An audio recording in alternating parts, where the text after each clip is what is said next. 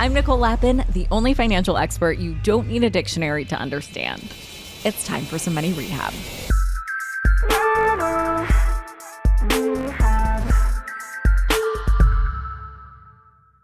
Hi, I'm Claire Wasserman, the founder and author of Ladies Get Paid, a podcast, newsletter, and coaching practice dedicated to helping women embrace their worth inside and out. I'm honored to be guest hosting for Nicole while she's out on maternity leave, and you've probably noticed that there's a few of us, although just a heads up, I'm a little bit different.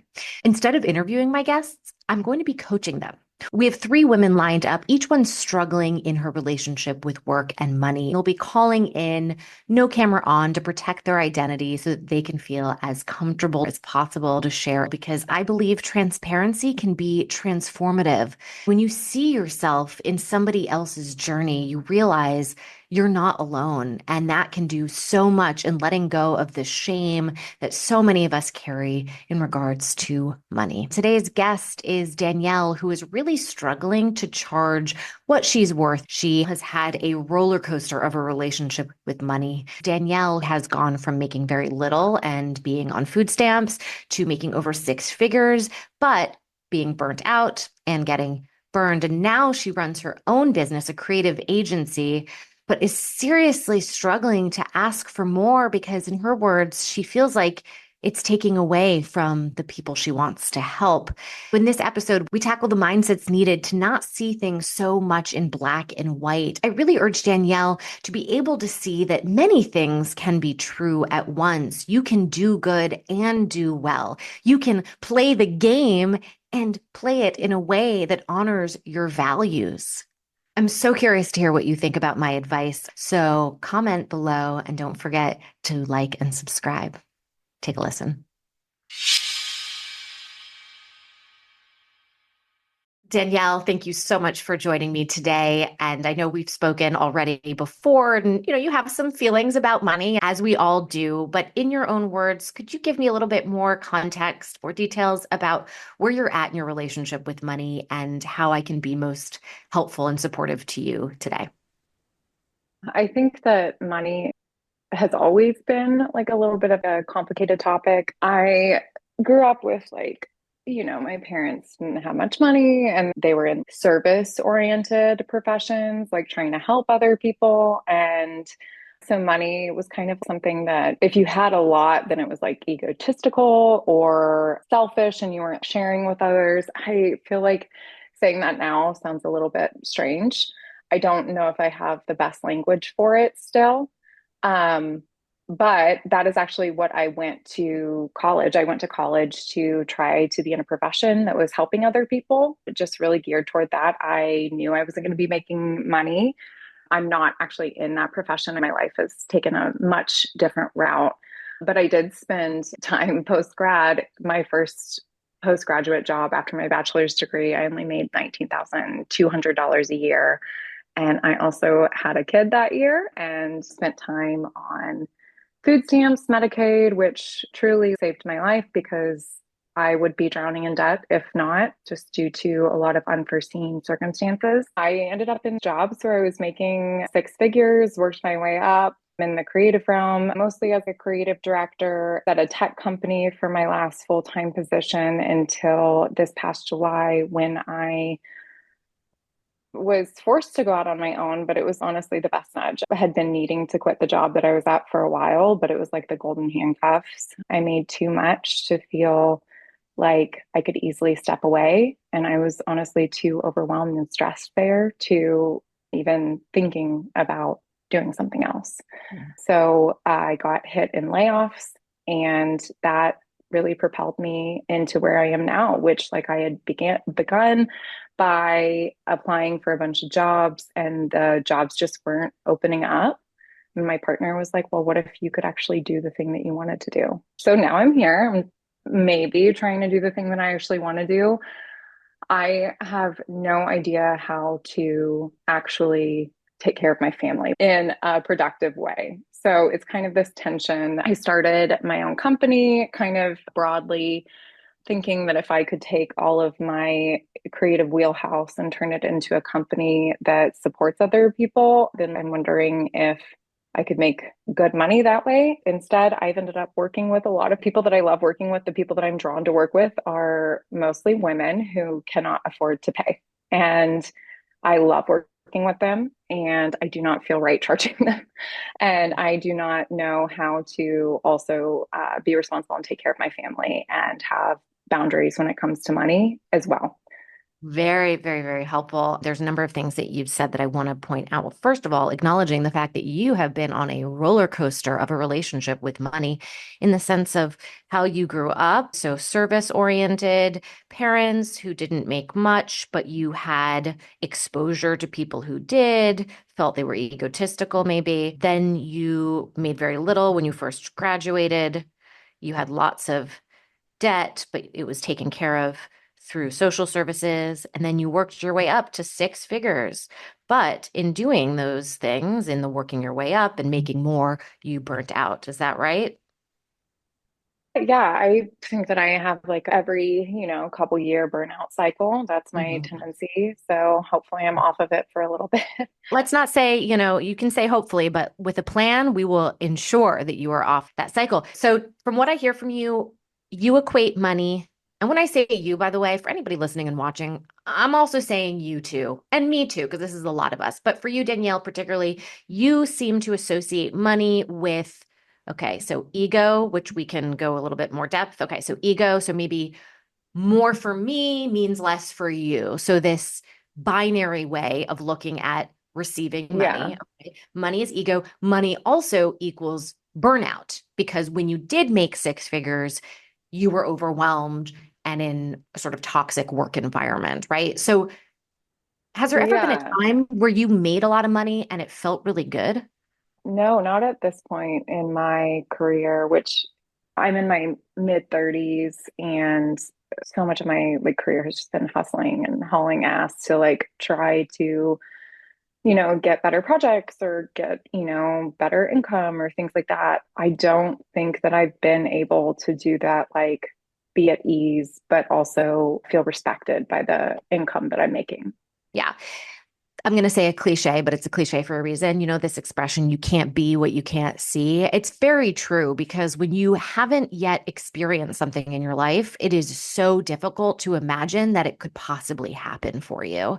So I am curious, do you know of anybody, whether you've spoken to them, so you know them personally, or maybe they're more aspirational, where they seem to have made a living, a really good living, while also not burning out? Of course, we don't know the true Mm, story of behind the scenes, but is there a good model to follow, possibly, to remind us that we can do this, right? That many things can be true at once. You can do good and do well and provide for your family while also not burning out. Do we know anybody who's done that?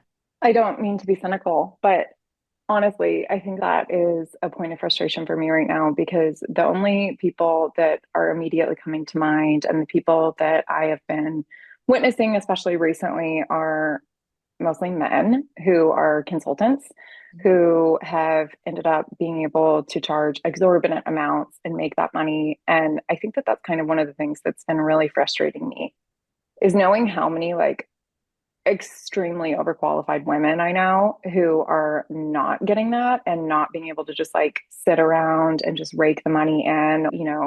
Someone, I was just talking to a friend this morning who was talking about hearing someone brag that he was making $4,000 a day doing nothing. And it's just like the assholes that end up raking in the money. And it's really frustrating to me, just like our society in general, in so many ways, that is not working for the people Mhm. and so many extremely overqualified people that I know. And I'm not actually even referencing myself in that regard, but just how hard it is to like, God, if she can't do it, then like, if she is like so extremely overqualified, like so much more qualified than me, has 15 more years of experience on me, but she is also begging for scraps, like that pisses me off. Mhm. And that's one of the frustrating things is like, I know that this exists. I don't know how to make that a reality for people, let alone for myself.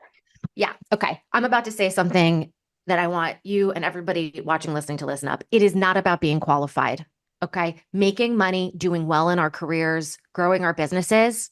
I wish it was whoever is the most talented person makes the most money, or whoever works the hardest, whoever's the most qualified, the best person gets the reward. And it is so not the case.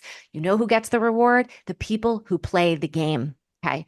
Who can really optimize within the system. Here's your problem, my problem, and a lot of our problems. We hate the system. We So hate the how game. can we, Yes.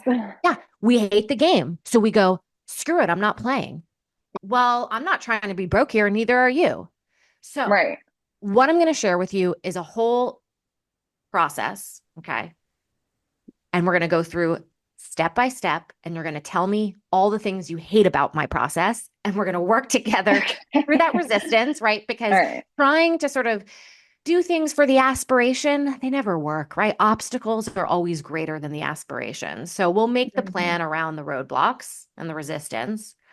But we have got to dig into this system that currently exists and find our own way of playing it, while also kind of on the side. And I'll get more specific about this in a minute, but can we create a new game as we are playing the one that currently Mhm. exists?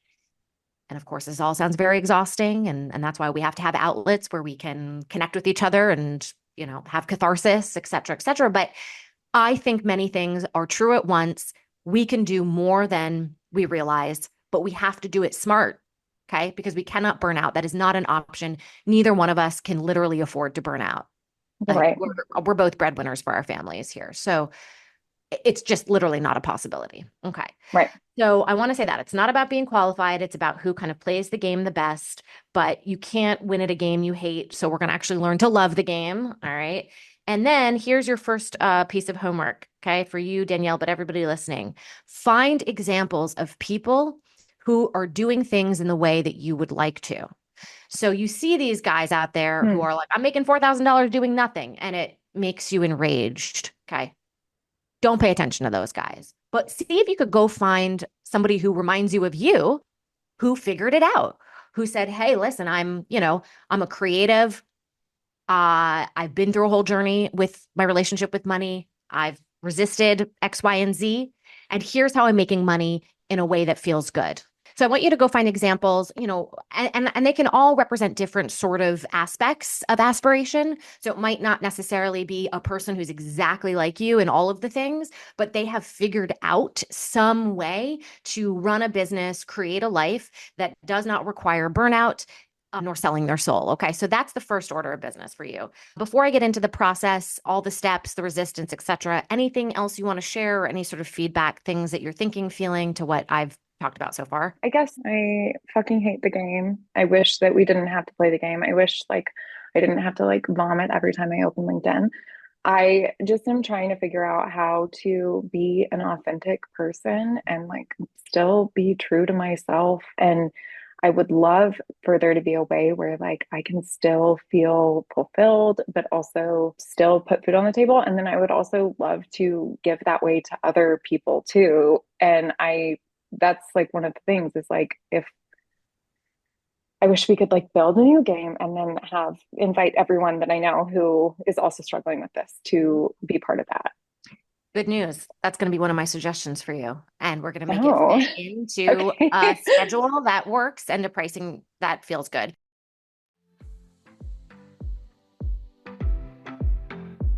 Hold onto your wallets. Money Rehab will be right back. And now for some more Money Rehab. So let me walk you through 4 major areas of building both a business, but also a life and career that fills your bank account and your soul. How about that? Okay. So we've got the product, the pricing, the pipeline, and the process. I love a good alliteration. As I go through each of these 4, we're going to talk through your resistance, where you're going to give me all the reasons, which are all valid, of what you hate about it. And then I'm going to hopefully show you both a different way to see it and also a different way to approach it. Because mindset's just the first step. It's a critical one, but you've really got to put the mindset into motion for there to actually be change. So let's talk about product. And for anybody watching and listening who maybe works for someone else, this still applies to you because what the product is, well, first of all, it's you. You ultimately are the product, which you may have some problems with, but you are the product. What is the problem that you solve and for who? Some of us do that while being employed, but you still are solving a problem for a group of people. You just happen to get your paycheck from a boss, right? So again, trying to like thread the needle for anyone watching and listening who maybe isn't an entrepreneur, this is still relevant to you. So tell me, Danielle, what is the problem that you're solving in your business and who do you solve it for? And it's totally fine if you don't have a concise answer and you want to just share a bunch of stuff with me. But I would love to hear in your words what that is. Yeah, I feel like that's definitely something that has been a challenge. I have been able to make shit happen for people, and that's what I've done for CEOs and in these companies. And I know how to do that in the creative realm. And I don't know how to turn that into a business that has perfect product market fit. The reason we're going through all of these is I want to illustrate both to you and to everybody watching and listening is that there isn't one golden sort of bullet here where if, oh, you just figure that thing out, everything else will follow necessarily, right? But if you don't tackle this product and this product market fit, as you say, which is the next step of like the pricing, right? Who's willing to pay for it? Of course, you're going to still have resistance. Of course, you're not going to know where to allocate your time and you're going to have to say yes to things that aren't correct with your values. And so we've really got to figure out a way to find a core group of people who are willing to pay for your services while also carving out time in your life to be able to do things that maybe fill your soul, if not your bank account. And Yeah. then seeing in a given week, in a given month, in a given quarter, when you step back, you go, okay, I do have balance. I Mm. don't have it in a given day or maybe in a week. But when I look at overall my month or my quarter, actually, I am giving a proper percentage to helping people. And I am giving another proper percentage to putting food on the table. I'm going to throw out a couple of suggestions to you. What would it look like if you produced an amazing sort of podcast docu-series for a tech company? And that was how you brought in a paycheck.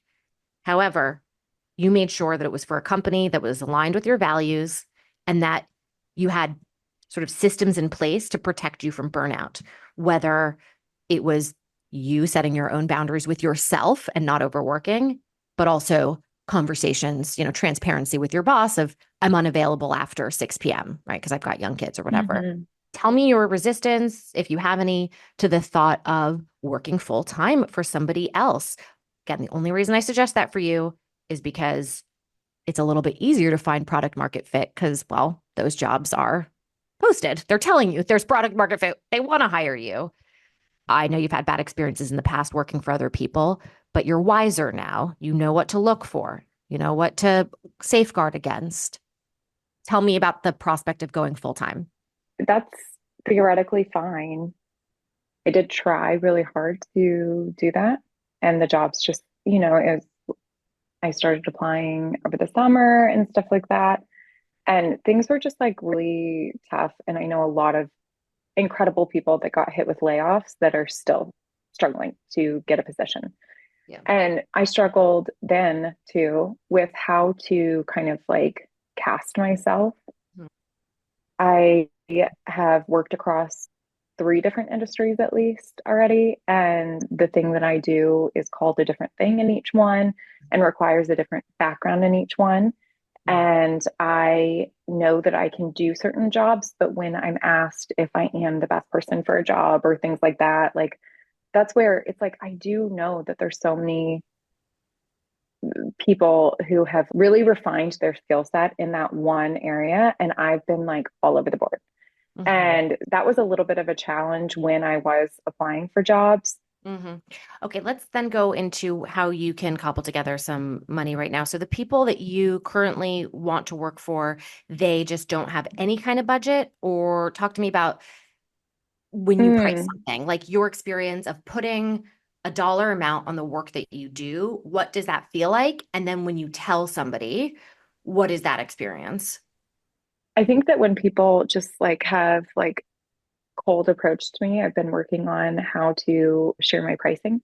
Mm-hmm. And the problem is that even if someone's been willing to like pay me the full price, I felt bad like stating it aloud and just said like pay whatever, just like do it, pay what you can.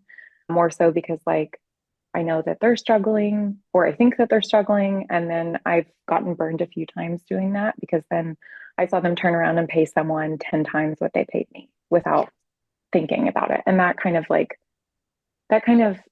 I don't know if it hurts, but it's just like kind of a bummer. But it's also partially my fault, that happened. But yeah, I think that I've been still trying to find out what that like product market fit is. It's almost like I've been doing that thing where I'm like beginning again in a way and like, oh, like I'll just like price these lower, just like do some of these things just to get my feet wet and to start like getting more of like a portfolio in this specific area. And that's been a challenge with like then going out and like, I don't really go out and try to find business either. That's one of my problems. I don't know how to like pitch myself necessarily. I don't like to look really eager. And to be honest, like I have to put on a fake version of myself to do that. And I don't know how to just be my, like, Yeah. just Authentic. stay myself. So the people that I work with, I'm never surprised when it's somebody who is struggling to charge or charge more, and they also struggle to brag about themselves or to sell themselves. I think it's the different side of the same coin because it's about taking up space, right? So when you receive money, you are taking from someone else. And if you have grown up believing that more for me is less for you, and you are service oriented, or you're in a creative field, which society often can make those of us in creative fields feel like we shouldn't have to charge. I mean, listen, so many people stream music for free, right? Like it's very difficult now to say, well, actually, you have to pay for my writing or my art, right? So this is not in your head. There are forces around us that are literally telling us, do not charge more.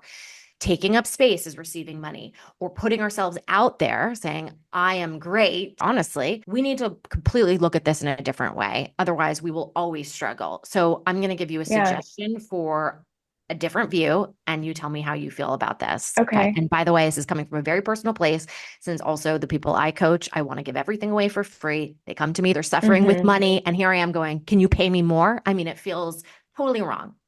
But here's what I have found.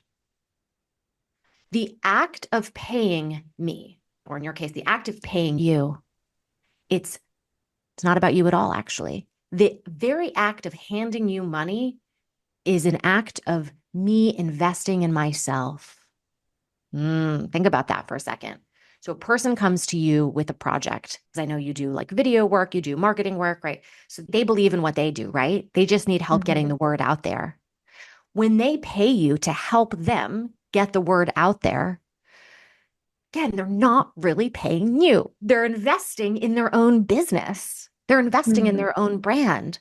And so when they don't spend much money, it's a symbolic way of saying, I don't really believe that much in my brand. Like it can feel good to spend money, right? I've also found that with my own clients, by the way. If I'm coaching somebody, oftentimes they will do way more work if they pay more money, because they're like, I got to step up to the plate.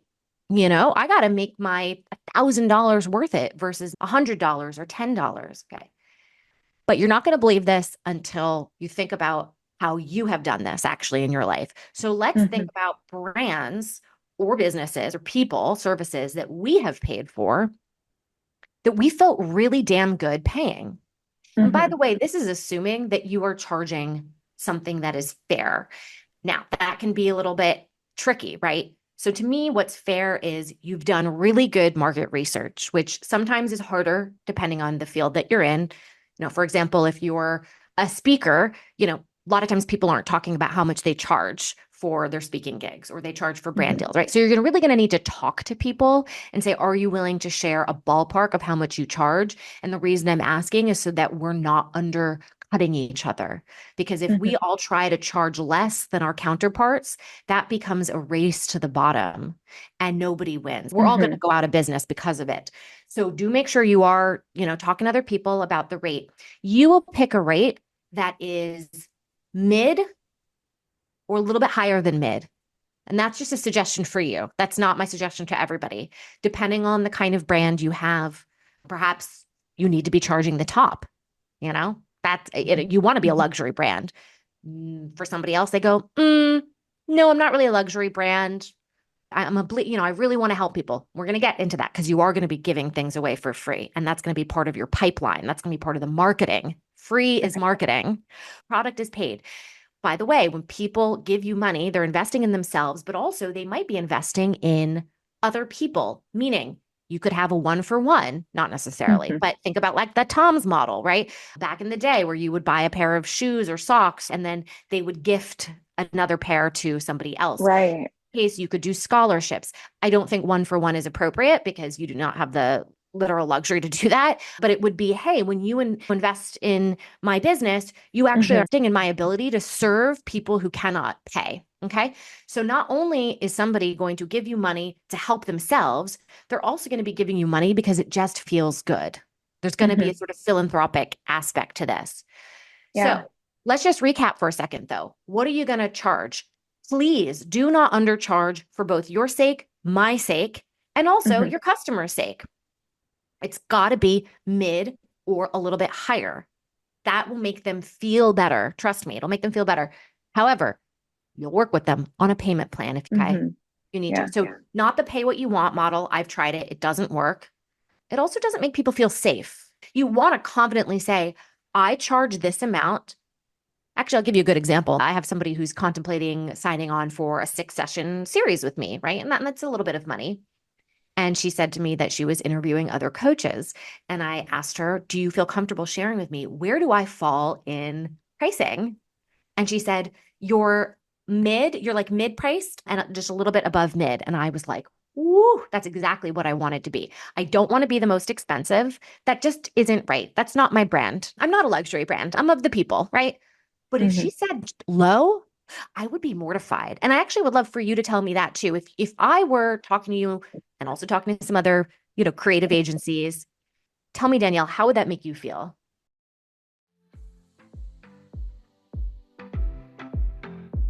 Hold onto your wallets. Money Rehab will be right back. And now for some more Money Rehab. Yeah, that's actually, I want to avoid that too, because I have been the cheap pick before and I don't want to be the cheap pick again because I know how I get treated when I am that. I need to do some more market research around pricing just because there's so many different possibilities of offerings and I have not figured that out yet. And so whatever way I shake it, I do want to just double check that, but I don't want to be low. And I also, the high I am uncomfortable with for multiple reasons, including the ones that you said. Yes. So let's get into pipeline for a second here, because this is where you're going to be driving traffic to your product and at the same time giving things away for free. So making you feel really good and turning on its head the experience you're currently having, which is, I hate that I have to talk about myself. However, before we get into it, I actually want to circle back to a question I posed a little bit earlier. Can you think of a product that you pay for that you really love, whether it was a one-time payment, a subscription, a service, where it was not cheap and you were like, hell yeah, I got my value and more, and I happily paid for it? If you don't have anything coming to mind, that's okay. But I think it's a really good question that you and everybody watching and listening should take a second, because you're not going to believe what I'm saying unless you realize that you have actually participated in this. You have enjoyed handing over your money at some time in your life. Yes, absolutely. When you said that, something did click in me. I do have a question though, because I am someone who I'm a very proud person in certain ways. And one of those ways is even when I was paying full price and not taking any discounts on things. And that is one thing that I don't know what that is within me. I should probably talk to my therapist about that at some point, but I just do not ever want to be seen as weak or fragile or powerless or also incapable in that way, unable to pay the full price. And I think maybe because I wanted people to respect me without demanding it, I have wanted to pay their full price or more. And sometimes I will do that. Like sometimes I will be obnoxious and like pay more always. Like I think it's an ego thing. Like I just don't know why I do that. Yeah, I think that sounds similar to the resistance to playing the game. I don't know, it's capitalism, right? Things are discounted. It's short-term loss for long-term gain. So there'll be supermarkets that have what's called a loss leader, where they will take certain items like eggs and charge very little for them. Or Costco does this with like Mm-hmm. their hot dogs or rotisserie chicken. They charge very little. So they lose money on it, but they get you in the store. They get you in the store Mm, and you eventually buy more. Same thing for all of us who have what's called lead magnets, right? We give away free things on the internet so that you give us your email and then we can eventually upsell you as we develop a relationship and trust. And all of a sudden you're being coached by me for thousands of dollars. Okay. So this is right. part of the game. So when you have resistance to paying a discounted price or whatever, I really think it's related to your resistance to all of it, different side of the same coin. I think you contradicted yourself also because in the beginning, it sounded like you were pretty proud of having been a recipient of social benefits, which, by the way, my family, we went into over $3 million of medical debt because of my son who has congenital heart defects. And, we've been on food stamps as well. And thank God for it. But it sounded like you were okay with receiving help in that aspect, but you're sort of picking and choosing other areas, Mm, life and money, where you go, okay, well, not that, but I'll take this. Does that sound true? Did I get that right? mm. I don't know. That's a good question. I feel like I would need to dig into that. Yeah, I think that I am an idealist to my own detriment. And I know that I would have had millions of dollars in medical debt. But on principle, I support stuff. But I guess that is a contradiction. hmm Keep in mind, whenever you're paying for something, and that includes taxes, it's going into a system, into like an economic riptide that is coming out the other end to either you or to somebody else. So, for example, if I can't get people to give me good money, then I can't continue to give free things and help people, right? Right. So the act of taking money from some people allows me to keep serving others. They're all connected. So we really have to learn to let go of this binary view of more for me is less for you. It literally does not work like that. Can we figure out a way, and we'll get into this now with the pipeline of how you're putting yourself out there and also the process, so how you're managing your time as well, because time is money. How you can do it in a way where, again, it's not about in a given day or in one client, do you feel good? But it's in a week, in a month, in a quarter, in a year. What does balance look like in a way more holistic version? Okay, Hmm. hopefully that made some sense. Let's talk about putting yourself out there, though, in this pipeline. So, getting people to know about, eventually, we will figure out in another episode, maybe, of just exactly what the product is and the product market fit. And maybe there's three things you offer, and they are each one is, a different kind of tier. You've got your Hmm. DIY, you've got your mid tier, and then you've got your sort of pricier one. But we Hmm. need to get more people to know about you because if you're only pitching to, let's say, 10 people, well, chances are you close one or nothing. We need 100 people. We need 1,000 people to know about you. You've almost got to be spending more time putting yourself out there than you do even doing the work. So that probably Hmm. frustrates you or people listening. They go, I just want to do the work. I don't want to have to be applying for jobs or I don't want to have to be promoting my business. Just let me do the work. Sorry, guys, it's not how it goes. It is about who has oftentimes the loudest megaphone, but you've got to Hmm. find a way to do it where it feels really good. So I'm going to share with you how I'm doing it, and then you tell me what resonates in your scenario. Hmm.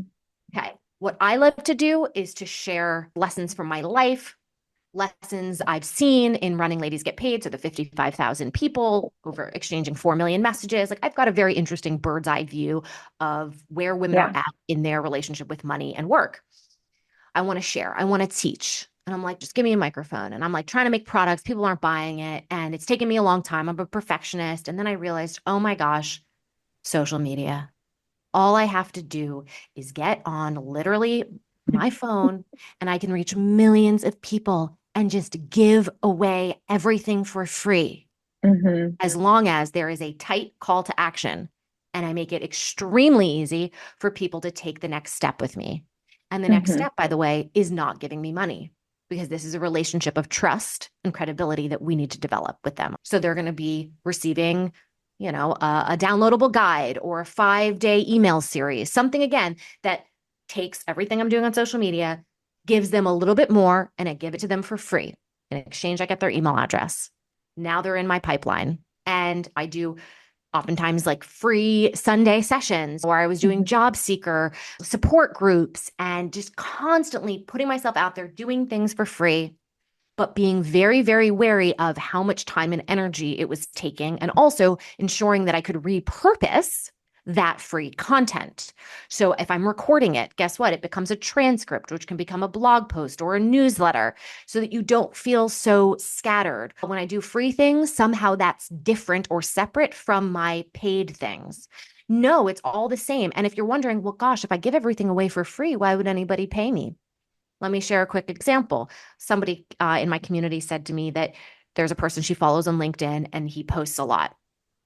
And she was like, you know what? I'm going to copy and paste literally every post that he puts on LinkedIn. I'm going to put in a Google document.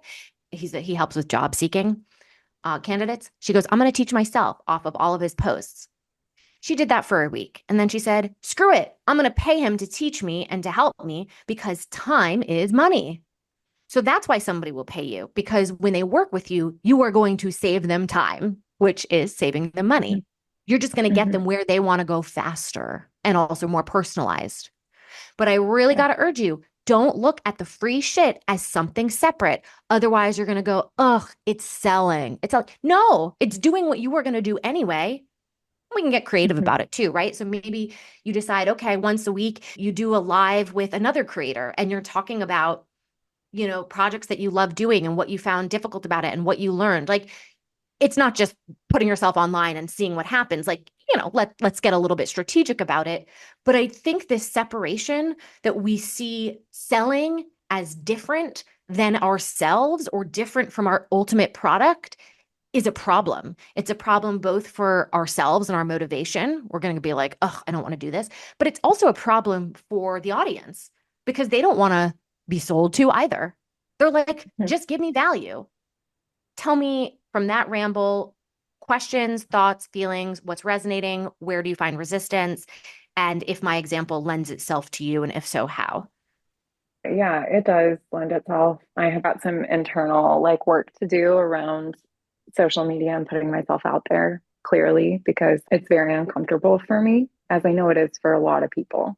Let's dig into that for a second. I know we don't have too much time, but I always have to get to a place where you're not just like, okay, I have homework, but you're actually kind of jazzed about the homework. Coming from somebody who hated school over here. So tell me, when I say putting your content out there for free, you're giving people things of value, things you're excited about, and your first reaction is, feels like I'm being exposed somehow. So I think that it feels so existential. So I don't know what version of myself is the one that I'm supposed to be putting out there, because the one that is holistically me isn't I also am a writer, and I also love writing weird shit, and I just want to be able to be myself, and it's not this polished business forward image, and I don't know how to be my weird little self, and also what version of myself people pay me to pay me for. I don't know what I'm saying. Do you know what I'm saying? I absolutely know what you're saying. And it's so funny, because the answer is actually to be yourself, but I think it is cherry picking a little bit, right? Like, I'm not necessarily going to get on live and tell you all. Well, no, actually, I do. I do tell people I have breakdowns all the time. What am I talking about? Okay. Right. Let me tell you, though, the danger of being perfect on social media, or the danger of putting up a certain veneer, there's a lot of issues with this. Number one, it's not sustainable, because it's taking energy to pretzel yourself. Okay. So it's not good for you. It's also not good for your audience, because it makes them feel bad about themselves.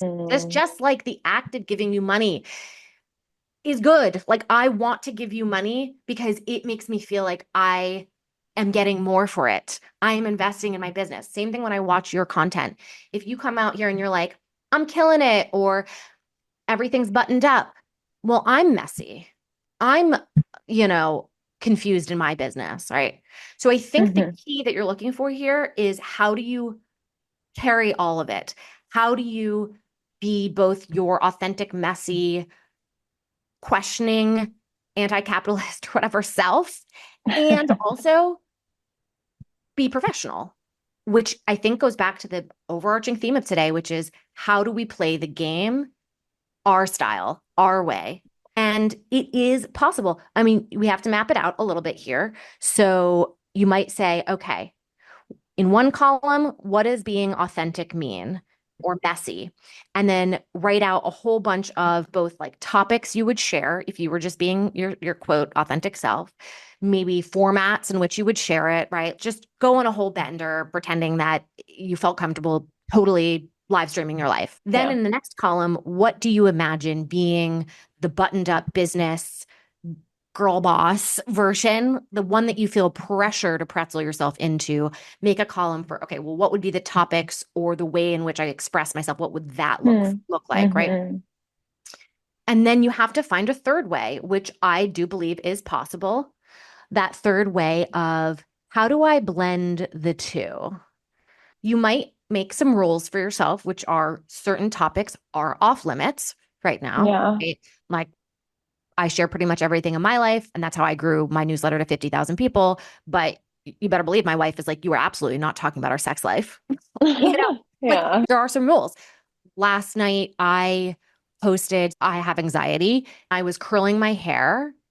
And yeah, I don't know if we want to include this in the podcast. I think I'm okay with it. But like, I smoke some pot because like I live in California and it's allowed. And I Mm-hmm. posted on Instagram, I said, wow, this is the best way to simultaneously stop my anxiety and come up with amazing ideas, because the act of curling my hair while stoned, you have to be so focused to not hurt Mm. yourself. And in that focus, I kind of created a state of flow.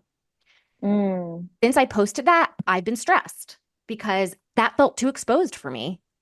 Even Oh, though I'm not yeah. embarrassed that I have, you know, used marijuana, like there's still a stigma. My mom's going to see this, Again, I've decided to share it. And again, I'm okay with this being included in the final cut of this podcast. But the point is, it's a line that will move, right? It's a Mm-hmm. line that will move and change because you are moving and changing. You just need to figure out though, what as like a foundation for your business, the way you talk about your business, the way you conduct your business, the way you price your business, foundationally, what is aligned with your values. So how you're not going to price the highest nor the lowest. You're going to have a philanthropic aspect to what you do. You're going to look at marketing as all the free content, so you never have to feel bad about Yeah. charging for people. When you put yourself out there, it will be your authentic self. However, a non raw self. Right. So it's like if we're going to be girly about it, it's like if you decide, I'm never going to wear makeup on social media, but I'm going to throw some lipstick on. That's how I see Mm-hmm. it. And then it's a muscle that you develop over time, just like in negotiating with people. You get better at it, but also it gets harder because the stakes get higher.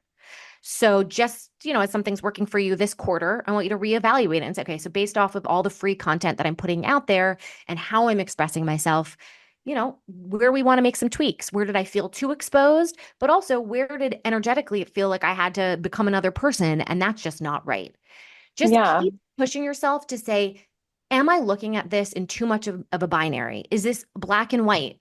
That's most Mm-hmm. of us, by the way. We're wired oftentimes to see things in black and white, right? There's either danger or safe. No, that's why we're constantly frustrated, because life is in the gray and life is in the contradiction that many things are true at once.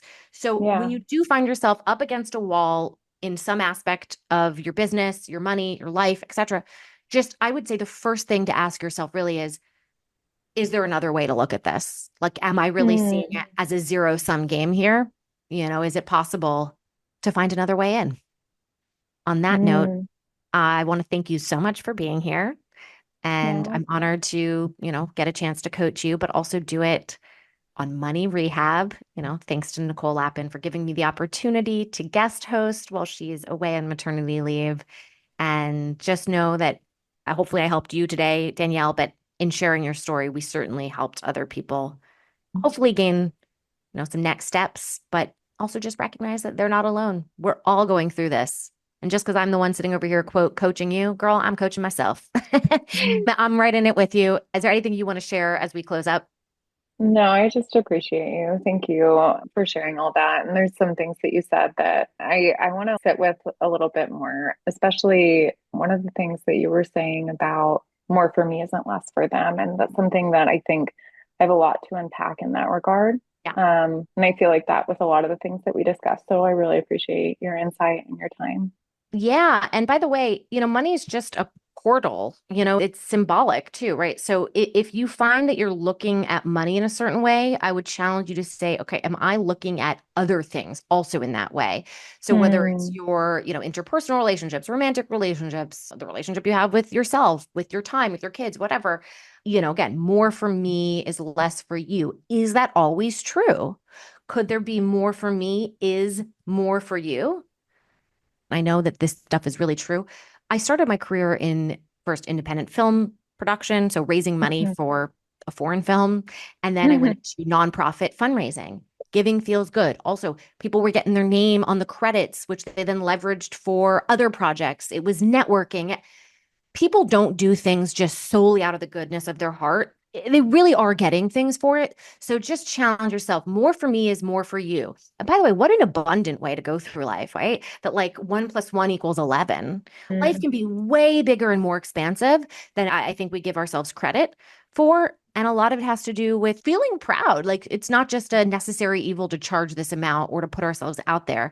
But I really do believe we can get to a place where every time that we say our price point or apply for the job or market ourselves, we're letting another person out there know that we've got them, right? We can solve their problem.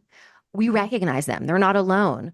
Yeah. We give them an opportunity to participate, right? Like if you have an idea and now they get to participate in your idea and it changes their life. Okay. More for me is more for you. On that note, thank you, Danielle. And thank you to all for watching and listening. We'll see you next time. Money Rehab is a production of Money News Network. I'm your host, Nicole Lappin. Money Rehab's executive producer is Morgan Lavoie. Our researcher is Emily Holmes. Do you need some money rehab? And let's be honest, we all do. So email us your money questions, moneyrehab@moneynewsnetwork.com to potentially have your questions answered on the show or even have a one-on-one intervention with me.